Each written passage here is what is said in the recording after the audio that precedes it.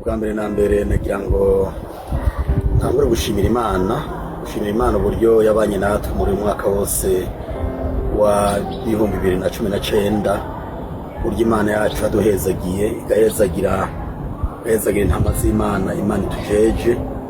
Mu by'ukuri twararonse umugisha udasanzwe, aho twabonye abatari bake bihana, aho twabatirije abakristo benshi, aho twaronse umugisha wa convention muri no mwaka udasanzwe. Murazi yo convention isanzwe iba mu kwezi kw'indwi.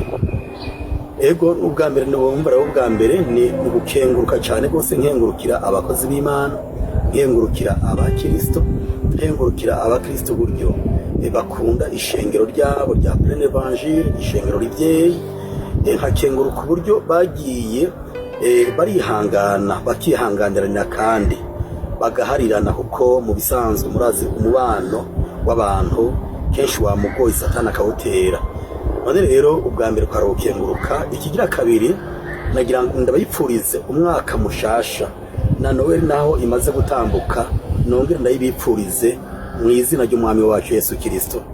Abakristo bacu mu ishengero ryose rya Plein Evangile ndabipfurije Noel nziza y'impinduka mu mitima yacu, yo guhindura amateka mu bugingo bwacu, mu buzima bwacu.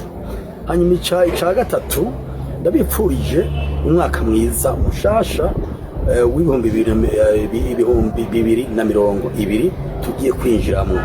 Uzubabera umwaka w'umugisha, uzubabera umwaka wo kujabuka, uzubabera umwaka wo gutsinda Satani n'amageragezwa iwe yose, uzubabera umwaka w'intsinzi idasanzwe mu miryango iwanyu.